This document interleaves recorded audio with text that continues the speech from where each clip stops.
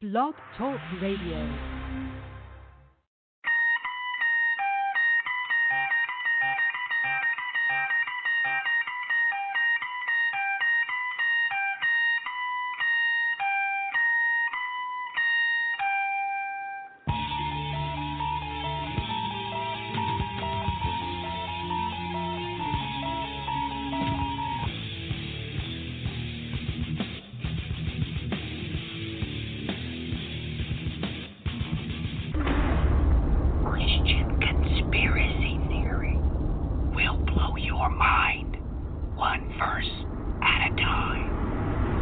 Welcome, ladies and gentlemen. Welcome to the program. We are your hosts, Aaron and Matthew Miller. We are getting back in the saddle this time to look at this seven, a different way altogether. Tonight we're going to cover the celestial seven. Now, with that in mind, boy, we have a whole lot of ground to cover. We've already prefaced the simple fact that the book of Enoch clearly describes who the seven archangels are, and they are quite plainly represented in the heavens as, well, seven wandering stars or, of course, planets. The word for wandering star there that you have in the Bible, that is the word for planet in the Greek. That is the root word. So, with that in mind, let's get Aaron right in the saddle. And let's just jump into this topic. Many of you have heard me speak about this many times, the utilization of celestial symbology with the Scripture. You've all probably heard me talk about the sign of the restrainer, Ophiuchus, the sign of the strike, Orion. You've heard me talk about many of the different constellations, the sign of the dragon, which is Draco, which is going to play a pivotal role for the event when we go back to the days of Noah, because Noah's North Pole goes underneath Nordius 3, or the third knot in the constellation of Draco, the third knot in its tail, once a year. So this, creates a perfect window of opportunity for when we get kicked off our axis of 23.4 degrees and go headlong back to the days of Noah, just like Christ said. So with that in mind, Aaron, your opening diatribe, and boy, we've got a lot to talk about tonight, turning this around, relaying the information in a completely new way. So the mic is yours. So, when we renewed the discussion of last time we ended with the idea that one of the archangels had been fallen and replaced with the archangel Remiel, and we see that as in the heavens. The first thing, when I brought up the idea, you brought in the idea of the fallen planet, the scapegoat planet that has been detected in our solar system.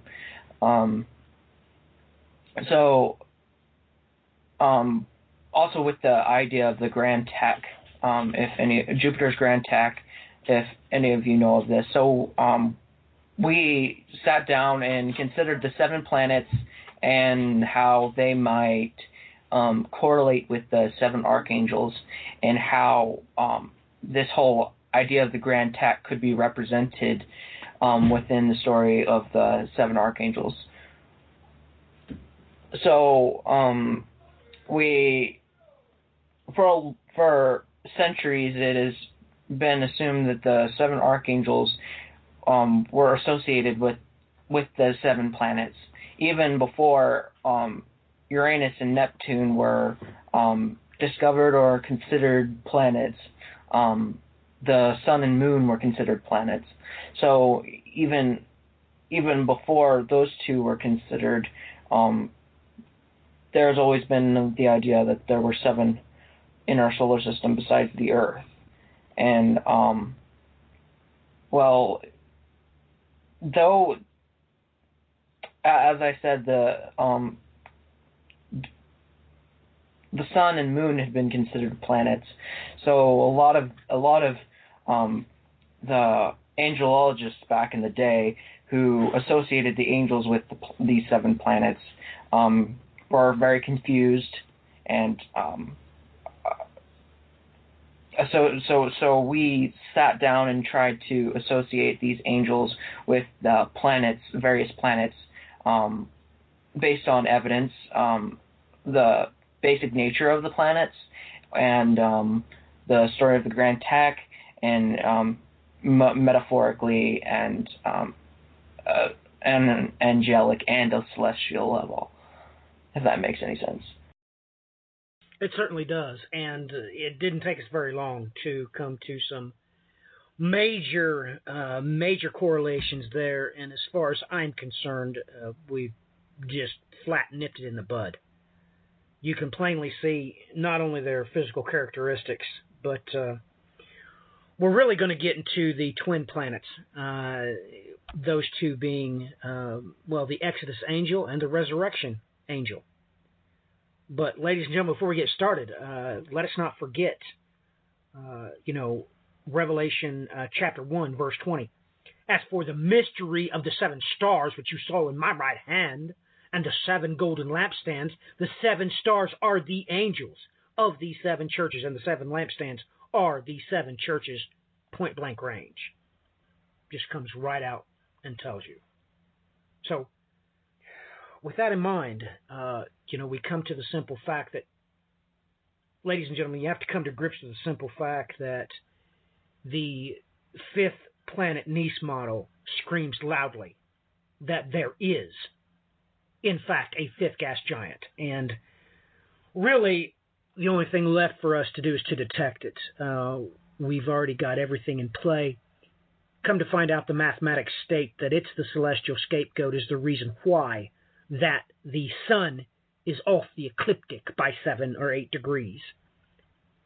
Now, it's somewhere 7 to 8 degrees, something like that. So you have to realize that they've already plotted out, well, if the celestial scapegoat is there, it would cause the sun not only to be out of kilter by that degree, we would also be able to pick up some large asteroids in this particular field. And, of course, they did. Right where they expected them to be, there they were.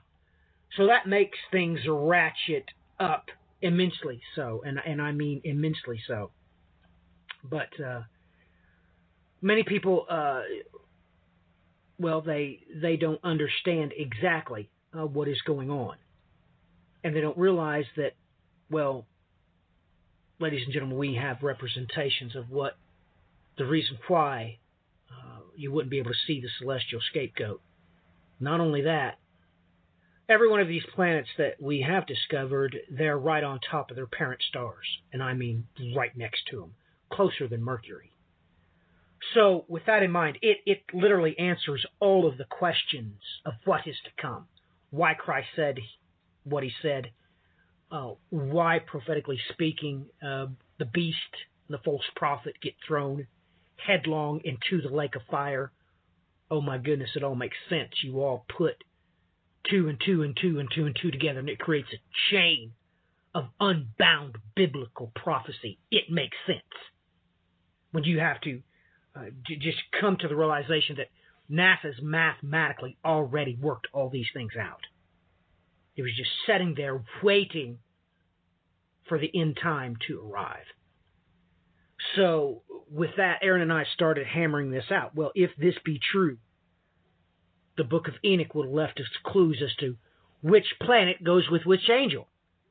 And it didn't take Aaron and I very long. It was basically just sitting there waiting for us to find it. It really was.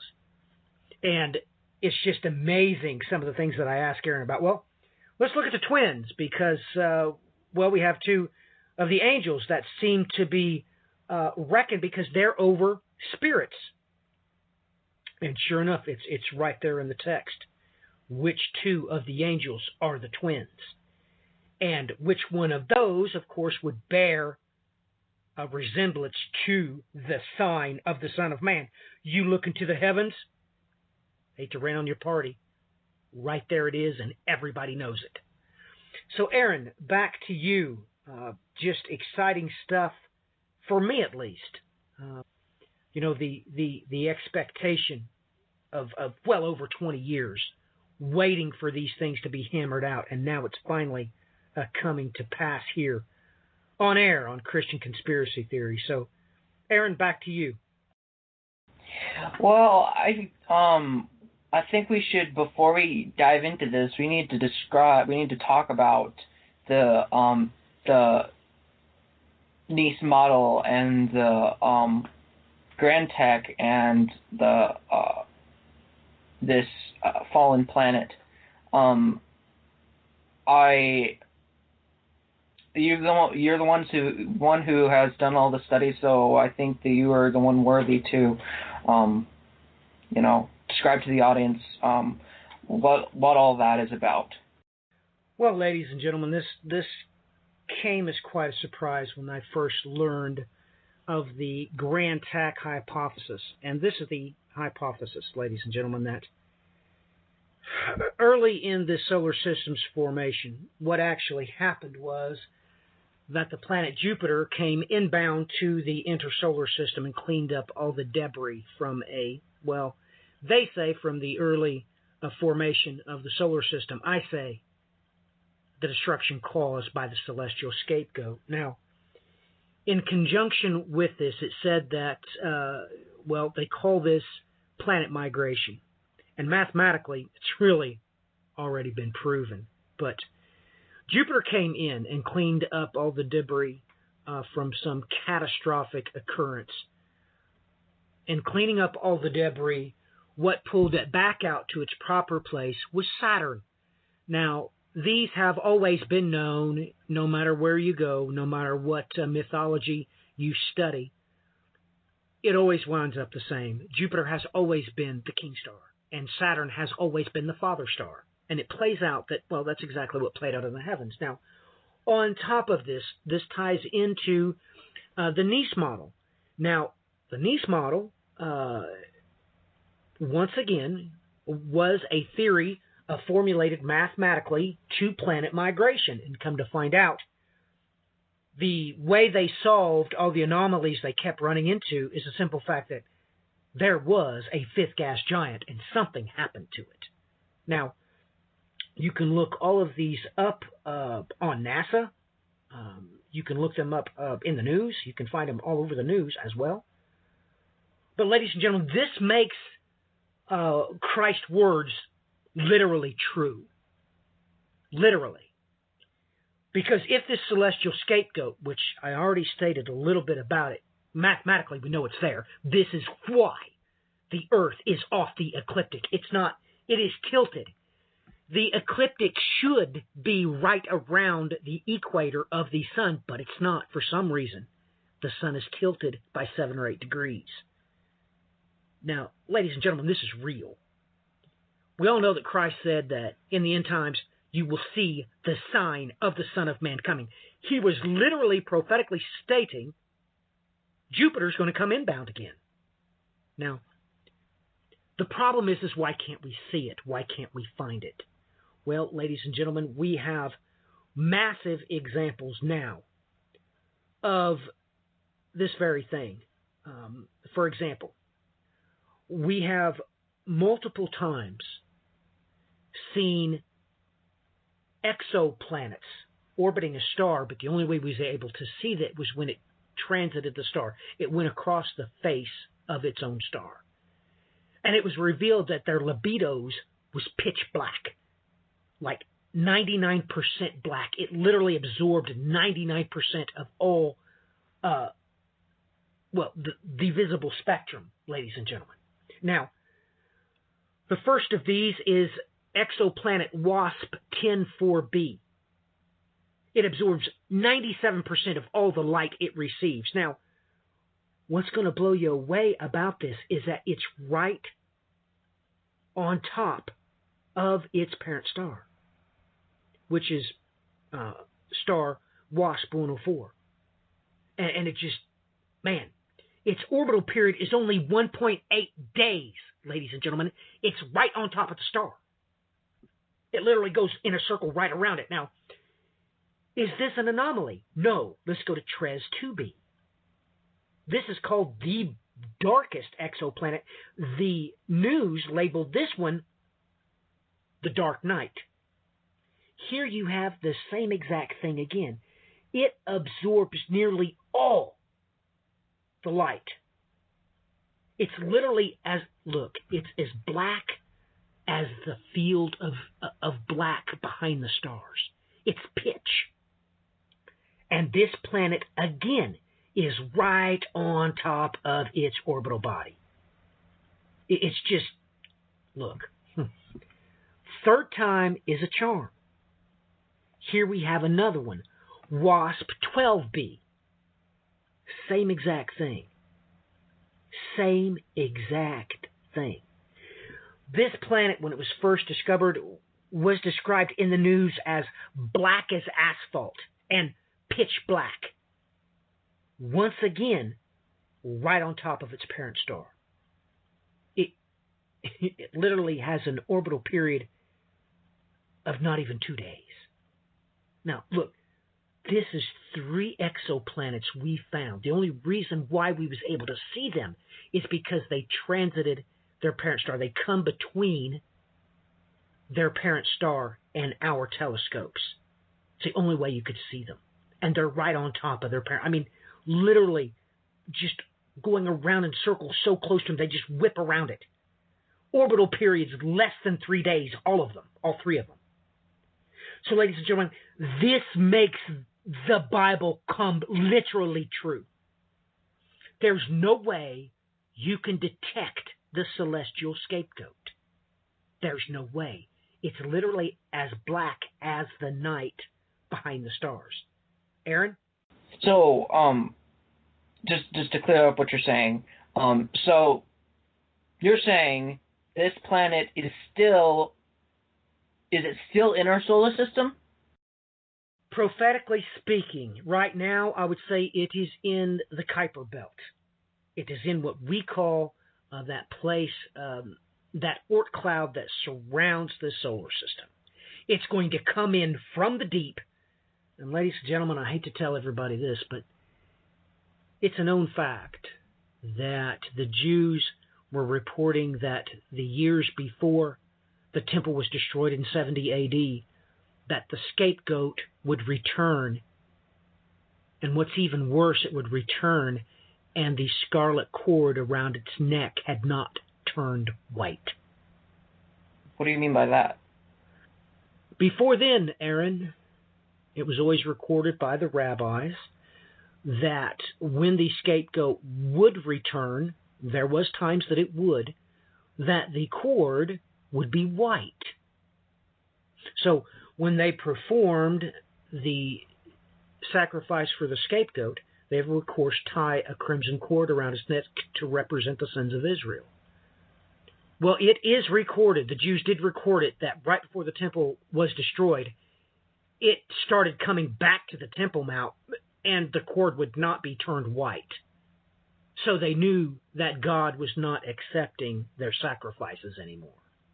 So this makes real prophetic sense, and it also makes sense as to what is going to physically happen to the celestial scapegoat when it comes inbound. Literally, you can read the Bible, you know what happens to both the beast and the false prophet. They get cast into the lake of fire. Aaron, it would seem like to me, utilizing celestial symbology, putting the two together, the celestial scapegoat's going to come inbound. Of course, the sign of the Son of Man is going to do exactly what Jesus said, come into a Earth orbit distance, therefore bending the celestial scapegoat's trajectory, and it will not make it around the sun. It will be thrown headlong into the sun. So now science makes sense as to what the math has already proven, and now it's chillingly, literally true pertaining to Bible prophecy. So now you have verses just like the one I started this program out, Revelation chapter 1 and verse 20. It really is just like that. I mean, God came right out and told you that the 7 stars are 7 angels, that the 7 lampstands are literally, this is coming true, literally. And NASA's already proved it. So this is just a foregone conclusion. So, with that in mind, looking at which angels pertain to which particular planet is really exciting and really mind-blowing when you look at it. So, Aaron, back to you. Well, I still think we need to clear up a few things before we get there, because before we start talking about these planets and why these angels are associated with them, we have to know what happened in this Grand Tech exactly. So you said that this celestial scapegoat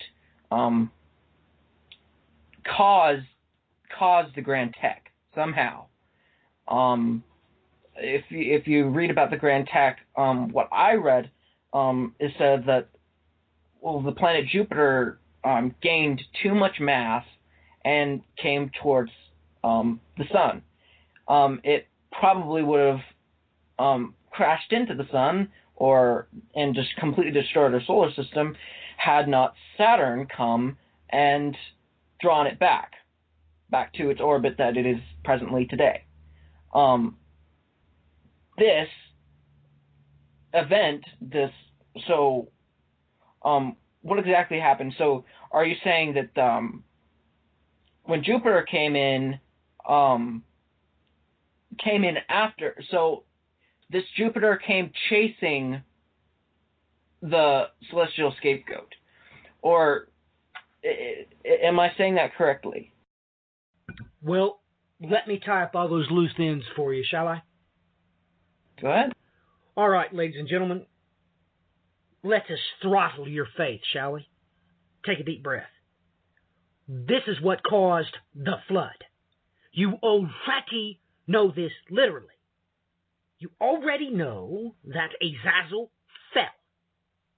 He and his cohorts did not marry women, they took them. You know that their earthborn sons, these celestial entities that were earthborn, is the reason why we were kicked off our axis. It was the reason why we went from a 0-degree axis to a 23.4 degree axis that you now endure. This is why we have, seasons. That's what causes them. Ladies and gentlemen, literally speaking, what is left of where Meroz was, I would say, his children, utilizing celestial symbology, is the asteroid belt. That's where the scapegoat was. The celestial scapegoat. The angel, of course, fell to earth. What is God telling us prophetically? That this planet come down. It did a Grand Tech of its own. It came down to an Earth orbit, knocking us off our axis, creating all this havoc. In comes Jupiter and pushes it, launches it out of its place. It goes toward the sun and creates a huge elliptical orbit. It swings in close to the sun's pulled back out on the other side by Jupiter and Saturn and is launched into the deep. But eventually, it has to come back just like any comet or anything else. It just now has a comet-like orbit that is highly elliptical. Now, when the Lord, our God, saved us, the father star, Saturn, pulled Jupiter back out to where it is now to equalize, because now all this havoc had been done. So literally speaking, Aaron, the celestial scapegoat was where the asteroid belt is now, and that is what is left of the scapegoat's moons. It's what's left of them. Now, if the scapegoat was still there, you would, of course, liken these to the trans-Jovian objects, which there are many asteroids that inhabit, of course, Jupiter's greater orbit around the sun. These are called trans-Jovian objects.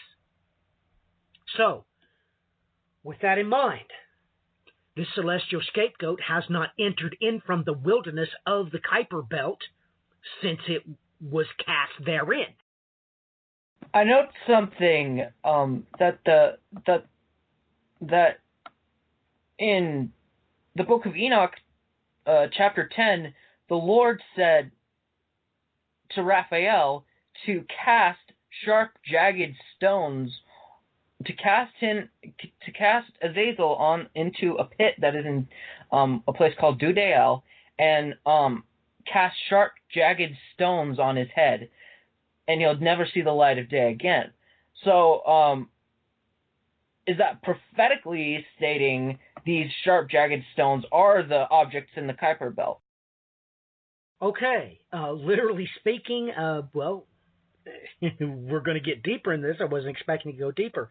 Okay, we have no idea. We have no way of determining how it is that these three pitch black planets are in fact black.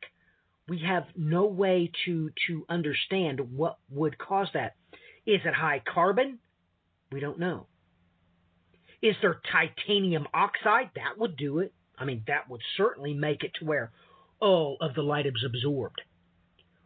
Whatever it is, he was cast into the Kuiper Belt, and there in the deep, he started sucking in this frozen debris. And whatever that debris was, is what has turned him pitch. It's what turned it pitch. Remember, Aaron, this is a gas giant. So, we have several ideas.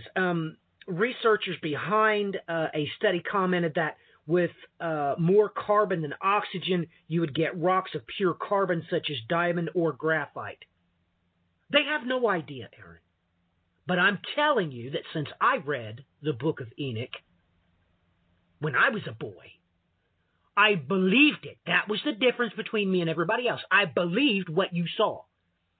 And I was shocked whenever these scientists just come out and said, hey, we've got some deep asteroid that more than one. We've got several of them that have picked up an orbit, which is exactly the way it would be if there was a celestial scapegoat there.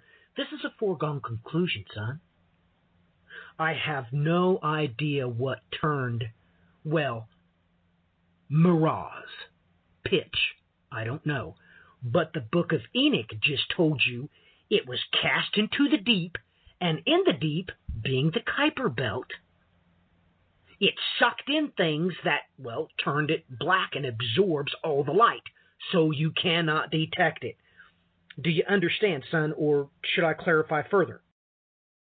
I think that's pretty clear. I'm just you've talked about this a lot with me, but I just wanted to make sure the audience knew all what we were talking about before we headed in. So, do you think we should start with this fallen planet and relation to Azazel, or should we leave him for last and start with Mercury? I see no reason to give him preeminence. No, that does not set well with me at all. We give honor where it is due. Now, we will explain the 7, and then as a footnote, we're going to have to explain why one of the planets bears the mark of the Son of Man, why 2 of the gas giants, when the Grand Tech occurred, swapped places, that being Uranus and Neptune. Why did they swap places? So, no, absolutely not. We'll do the scapegoat planet last. Let's do the 7, that they may not be diminished. All right, so Mercury. This one came pretty quick to me. Mercury is the closest planet to the Sun. It has been for centuries believed that Uriel was the angel of the Sun. So since Mercury is closest to the Sun, I guess just assumed that Uriel must be this angel. And as Enoch says, Enoch chapter 20, verse 1, it says that he is the angel over Tartarus. I guess that would make sense since this is, since metaphorically the sun represents eternal damnation, as you described the doom of the celestial scapegoat being cast into the sun. So I guess that would make sense as well. Would you not agree? Absolutely. As a matter of fact, the closer, probably once you cross that threshold of Venus, once you cross Venus's orbit, Mercury is so close that it has virtually the same keel as the sun. So literally speaking, Mercury will probably be used just like the sign of the Son of Man was used the first time. Only this time, Mercury's going to latch onto it, gravitationally speaking, and literally launch it right into the sun. So I imagine that what's going to happen is Mercury is going to be behind the sun, right on its event horizon, so that as the scapegoat comes in, it locks onto Mercury, which is on the far side of the sun, and literally gets drug in by it. So literally you could be speaking that it is Mercury that in fact locks onto it and casts it, drags it into the sun. You understand? Now, if when this event happens, Mercury's on the closest side or in between the scapegoat and the sun, it would pull it out and rescue it. But because it's on the far side, it drags it into it as its orbit degrades. Closer and closer it gets, and is slingshot dead into the lake of fire. Aaron? Right on. Then we'll move on to Venus.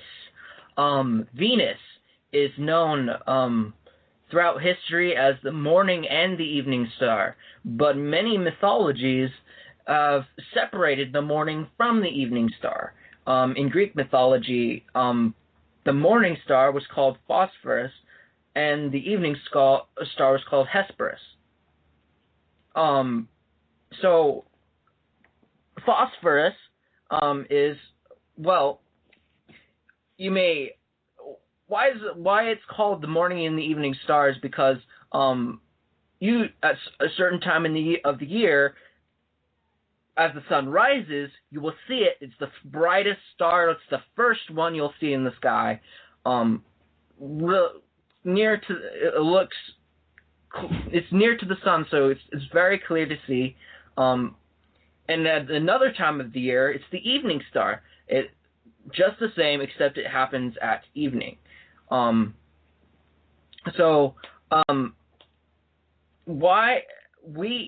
associated this one with Raphael. Why? Because there's an alternate name for the morning star, and that is found in Isaiah chapter 14, verse 12. It is called Eosphoros, translated into the Latin as Lucifer, as you may know it. Often translated the morning star, but this word Eosphoros is not the same as phosphorus. So this even though it means the star of the dawn, these two stars were specifically called the morning stars. And as you go into Isaiah chapter 14, verse 12, we know this is Eosphoros, Halel in Hebrew, or Lucifer, is Azazel, is this scapegoat. So this Venus is the arch nemesis of Azazel, and we see that in Enoch chapter 10, where it is Raphael whom God sends to bind Azazel and cast him into the wilderness. So that's why since this is the other morning star, we can assume that Raphael must be this Venus. So, but that tells us something else about Azazel being another morning star. So I guess it must have been brighter at one point. Well, now you have the key, ladies and gentlemen. Where is the asteroid belt, ladies and gentlemen? That's right, it's on the wrong side. Literally, now you have the information as to where the scapegoat was going. The scapegoat intention was to go from farther out than the Earth to past the Earth, in between the Earth and the Sun. If it would have done so, taking up a position between us and Venus, oh yes, it would have been most grandiose. Can you imagine a gas giant between us and the Sun? Literally, if you think that a lunar or solar eclipse is awesome, no, the scapegoat would have literally been able to eclipse the Sun in its entirety. So now we have the whole tail, lock, stock, and barrel. So was this star, sir? So was this planet, the celestial scapegoat, black before the Grand Tack? No. Only after the Grand Tack had cast out to the edge of the solar system, it became black. Right. But we see in the other places in the universe. You said the other black planets were closer than Mercury around the sun. I guess, how do you interpret that? Oh, well, how do I interpret that? That's pretty good. Well, son, like I stated, it was not black. When you look at the Book of Enoch, it did not get rocks cast upon its face until it was cast out into the wilderness. Correct? Correct. Okay, so you can just imagine if Jupiter, okay, was between us and the sun. Do you not realize how... okay, look at this, son. You know how when the moon is a full moon, you can almost read by the light of just the moon, correct? Yes. How bright do you think a gas giant would be between us and the sun? We'd literally almost have... Well, you would have trouble sleeping at night, son, if it was, when we go by it once every one of our years, which who knows, maybe 3 or 4 months out of the year, but if it was tracking with us, we have no idea how bright it would make the night. Do you understand what I'm trying to say? So, literally, a morning star is a gross understatement. There's things just pulling right together, but we better save... I feel like we better save that for last. Okay, all right, well... at any rate, that is the answer to your question. I do not think that the scapegoat started out as one of the celestial seven. It started out as one of the heavenly seven. So in the beginning, it was not pitch. It was not black. Aaron, back to you. Well, the next one on our list is Mars. Mars is always been known as the planet of war. We loosely associated that with Raguel in Enoch chapter 20, which is the angel of vengeance. So I guess we were pretty quick on that one. So that one would be Raguel. Moving on to this is the last of the rock planets. I don't know what they call those. Now we move on to the gas giants. And the gas giants don't start till after the asteroid belt. And Jupiter is the first of them. And Jupiter, has always been called the king star, no matter where you go. The king star representing the Son of Man, being Christ, who is the King of Kings. and Lord of Lords. So we that was the first step that you took when you just taught me the grand tech. You said Jupiter is the sign of the Son of Man because it is the King's star. So we said, we actually conversed about this last minute before the show, which angel exactly would be over this planet, and that we decided it had to be Gabriel. Gabriel, who has always been the angel announcing the Messiah. From the book of Daniel, he was announcing he was describing the visions of Daniel as the prophecy of the coming of Christ. And in, of course, Luke, he appears to Zechariah and to Mary, announcing the coming of Christ. So he would be the best representation for the Son of Man. And we really looked at this, and Daniel chapter 10, verse 5, he is called the man clothed in linen. So there we found a peculiar passage in the Talmud, Yoma 77a, where it describes this man in linen. It equates him with Gabriel, and it points us to Ezekiel 10 verses 2 to 6, where it describes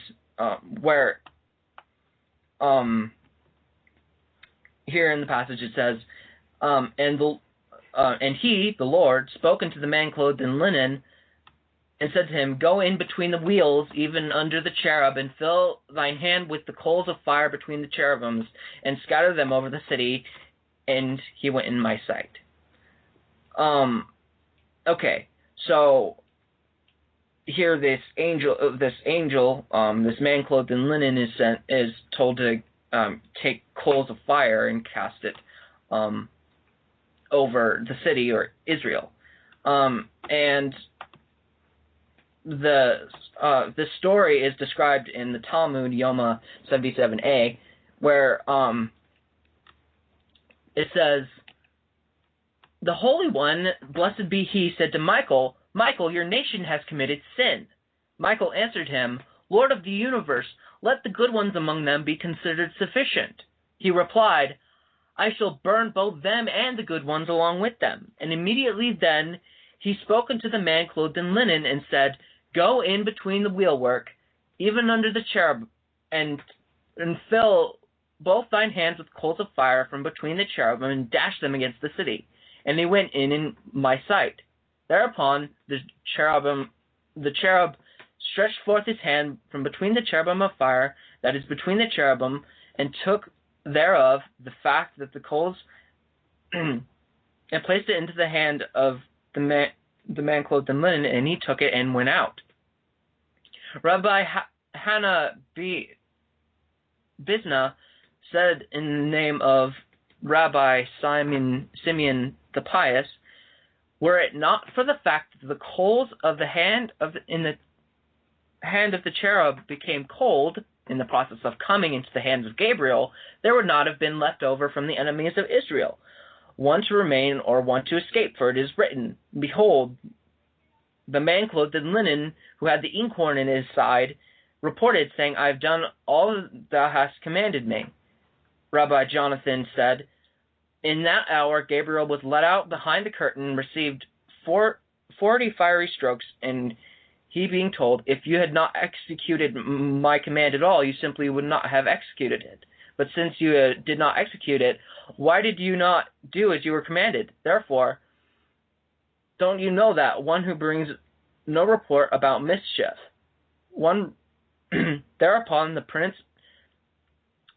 Dubiel, the guardian angel of the Persians, was brought in and placed in his stead, and he officiated for 21 days.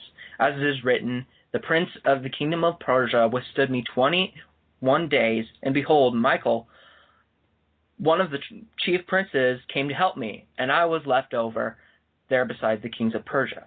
21 days in the port of Mahig and was given to him. So here in this passage, just to interpret what happened, Gabriel, it says the coals that were in the hands of the cherubim went cold, and Gabriel, when he went to cast these on the city, it didn't kill everyone. And Michael had asked the Lord not to kill the good people. And because of this, he was replaced with Dubiel, the prince of Persia. So here we see that Gabriel was cast out from his office, and then eventually in this passage, you is all free to look up online. Gabriel is eventually allowed to return up to heaven, and Dubiel removed from his place. So, as we know from this idea of the Prince of Persia withstanding him Gabriel 21 days is coming from Daniel chapter 10, where only Michael came to aid him. And this goes on to describe which planet Michael would be. That would be Saturn, the planet of the Father. And as we before described, Saturn or the father planet was the one that drew Jupiter back to its orbit. So in this passage, Michael is drawing Gabriel back up to his former estate. So any commentary on that?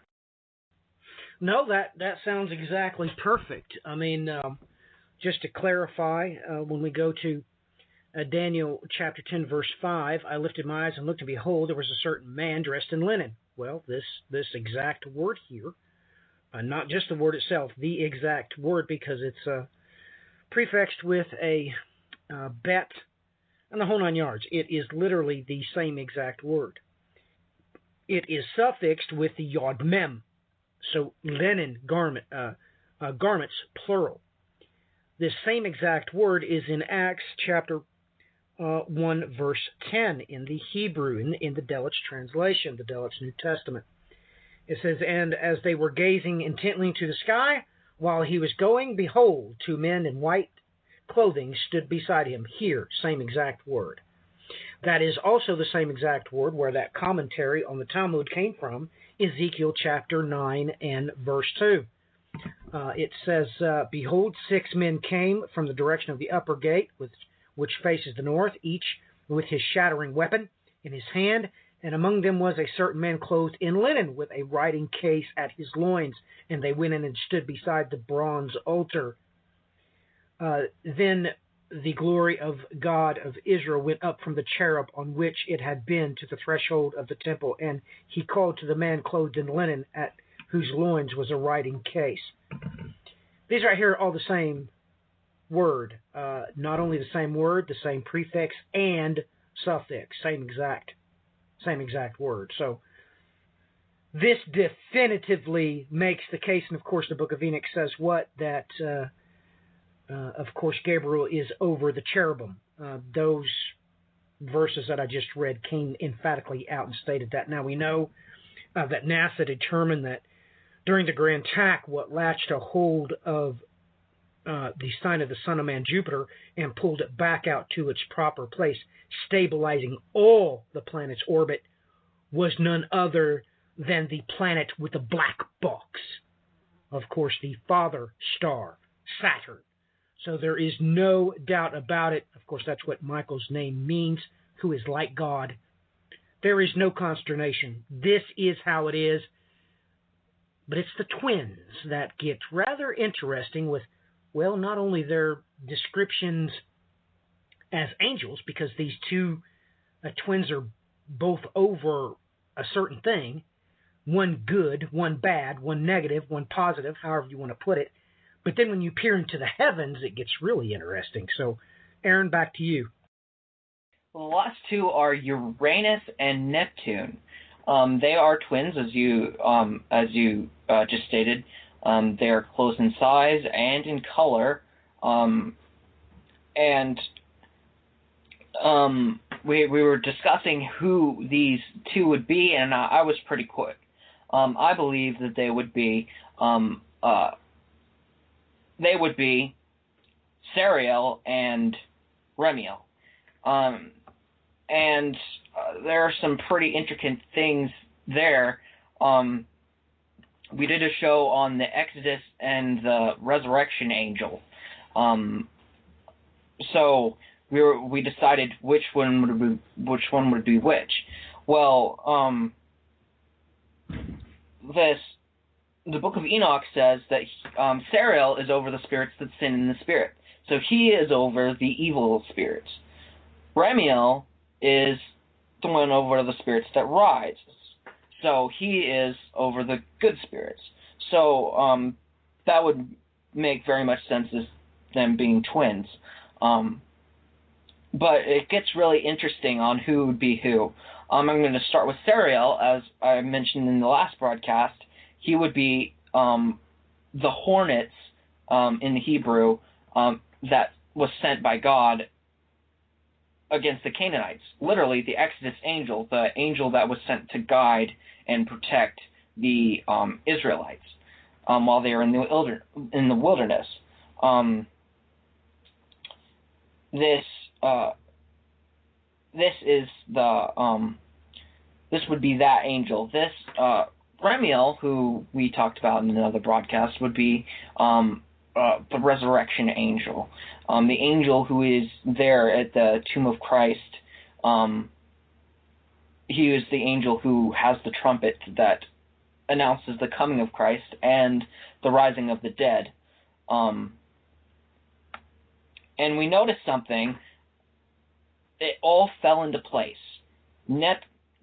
Which is the planet that bears the mark of Jupiter, the sign of the Son of Man? Which one would be the one that bore the literally the stigmata, or the mark of Christ's wounds? Which planet would bear this? None other than the resurrection angel, and that would point us to Neptune.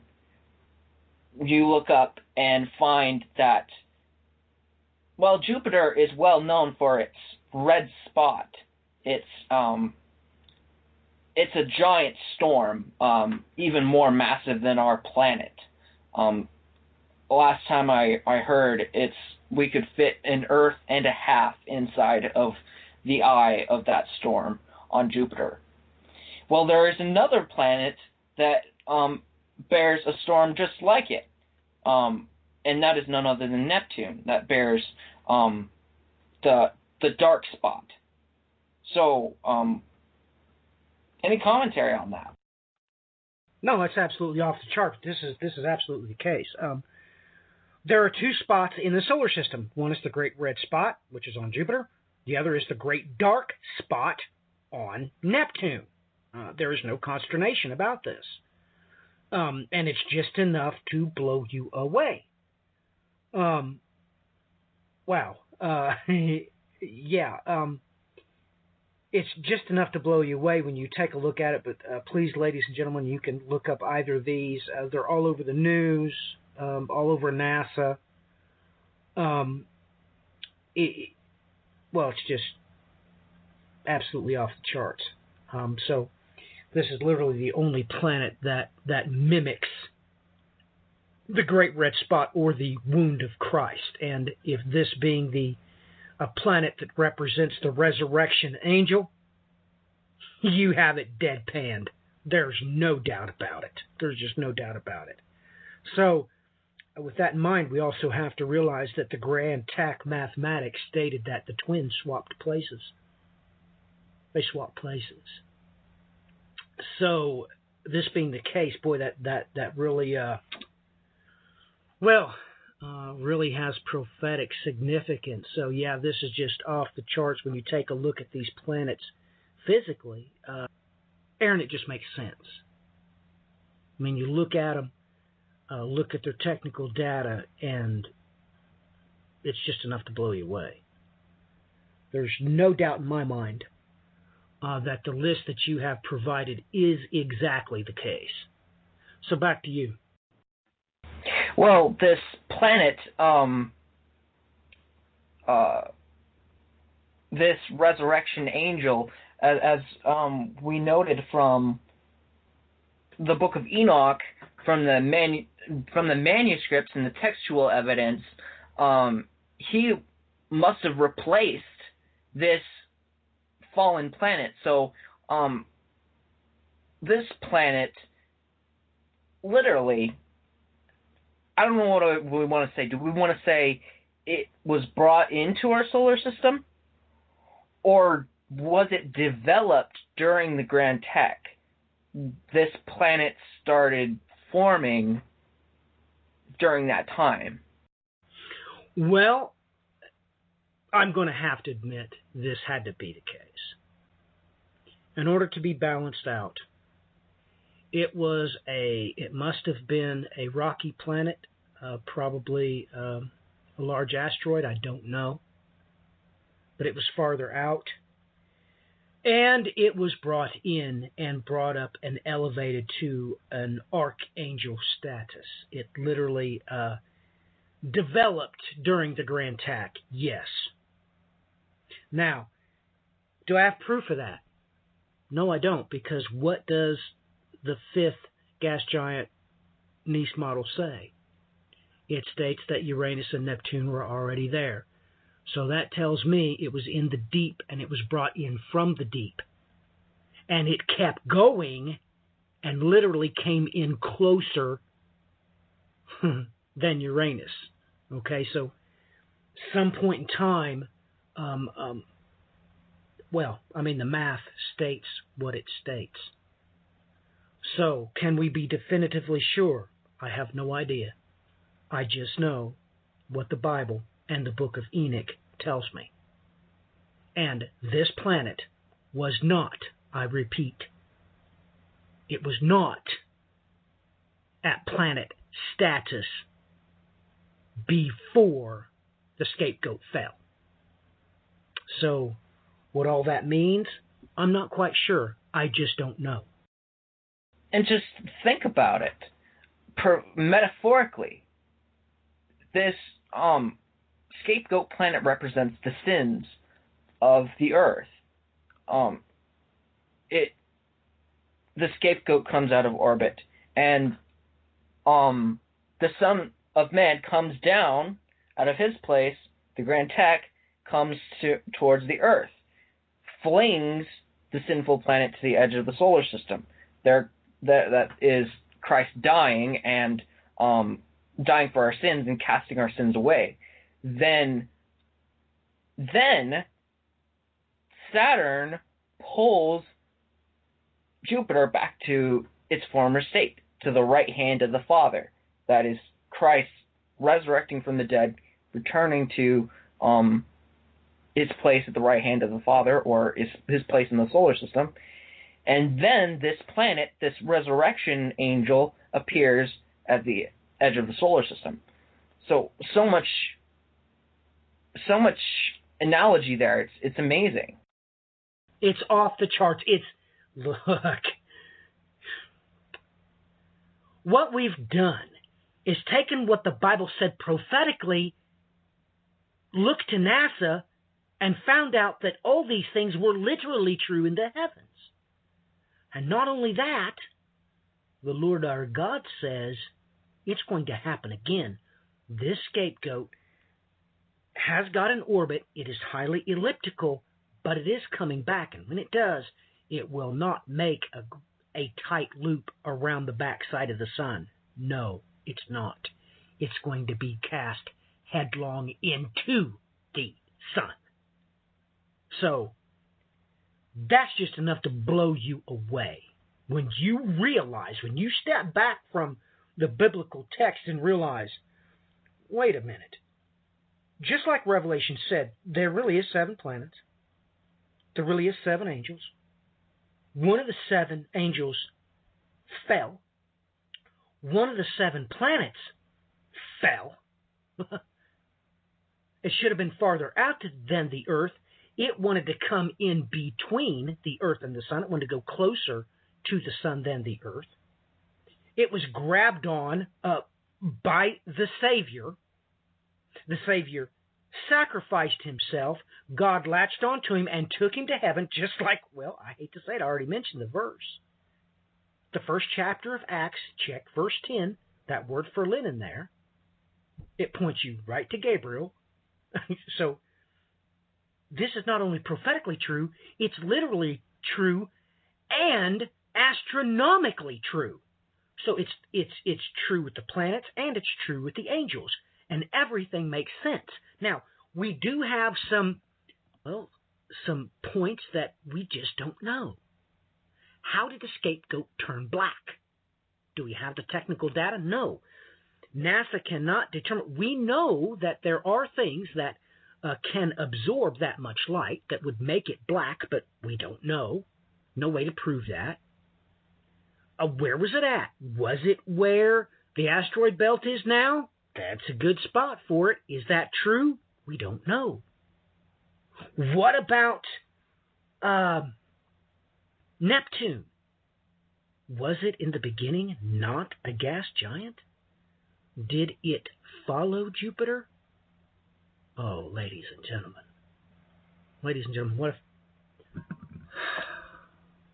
what if the distance that it takes for Jupiter to come all the way inbound to an Earth distance orbit, what if that's exactly how far Neptune was on the other side of Jupiter?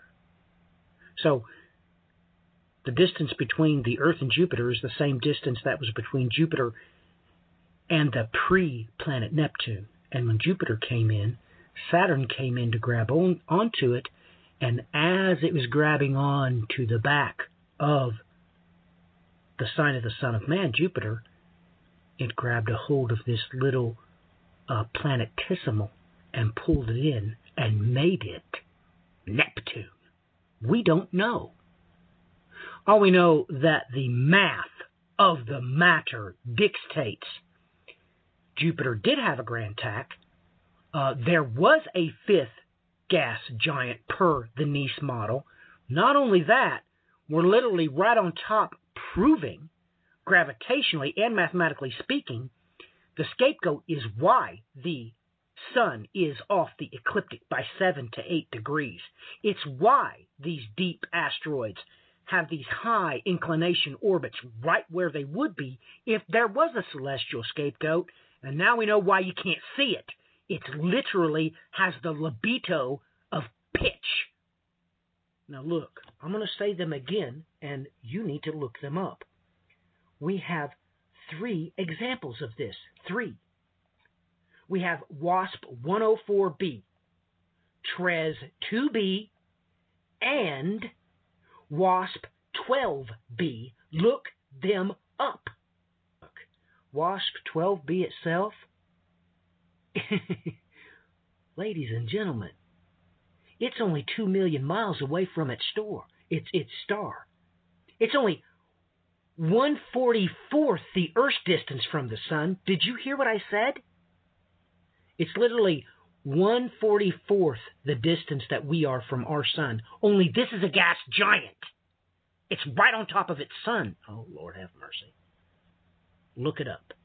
Look it up. You can get these right on NASA website. NASA, the planet exploration part, has a homepage for each of the planets I just mentioned. You can take that to the bank. So, how did this happen? I don't know. I just don't know. I do know this. Let's talk about the other twin. Why is this stated of him in Exodus chapter 23, verse 21? Be on your guard before him and obey his voice. Do not be rebellious toward him, for he will not pardon your transgression, since my name is in him. Now look, what did I just describe? What did the Saturn do during the Grand Tack? What did God do when Christ came here? Of course, you know that when he was baptized, the Spirit came down on him in the form of a dove and said, this is my Son with whom I will. Let's just follow this gravitationally speaking. Jupiter comes in to save planet Earth and the rest of the planets, to maintain the planets in the solar system. Saturn literally lacks onto Jupiter by the nape of the neck. But what did the King Star do? Or what did the Father Star do? Did God grab this star, this planet, pre-Neptune, and at the same time bring it in from the deep? I don't know, but it sure makes sense to me. Look, all this makes perfect sense. All of it makes sense. Aaron, your closing comments, please. Well, still seems like we skimmed the surface of this fallen planet. We still got a lot of info on that, but we covered a lot here. We just skimmed the surface. We didn't even get to touch. We landed right about where we did the last show. Well, I would have to agree, and of course we're just about the same time frame too, because we are running over in this one too. But Aaron, think about it. Let's go back to our list. Take note that this other twin, this Exodus angel, this Sariel, it is over the rebellious spirits, the evil spirits. Correct? Of course. What happened to the children of Israel? They were doomed in their rebellion because, I read you the verse. God warned them, this angel don't have to forgive you. And guess what? They were rebellious, they were stiff-necked, and none of them, not a one, entered the promised land. This makes it prophetically true and literally true two different ways, once with an angel and once with a planet. So, that being the case, this is Christian conspiracy theory unhinged. You take the Book of Enoch, you put it with what the Bible says, and oh my goodness, it will literally blow you away. Aaron, close up the program, and, I think we've said enough this time. Well, God bless y'all. It was good doing another study with you guys. Continue to be reading your Bible with open eyes. Definitely look up all the stuff that we've been talking about: the Nice model, the Grand Tech, all these these three dark planets that Dad just mentioned, and about this possible eighth planet in our solar system, this dark planet, which we have not yet seen, just skimming the edge of our solar system. So definitely check that out. So God bless. Ladies and gentlemen, we never did talk about the scripture involved therein. Oh my goodness. My son and I ran out of time. We never even got to talk about, the 707. Now, isn't that interesting? Until next time, ladies and gentlemen, God bless. Godspeed.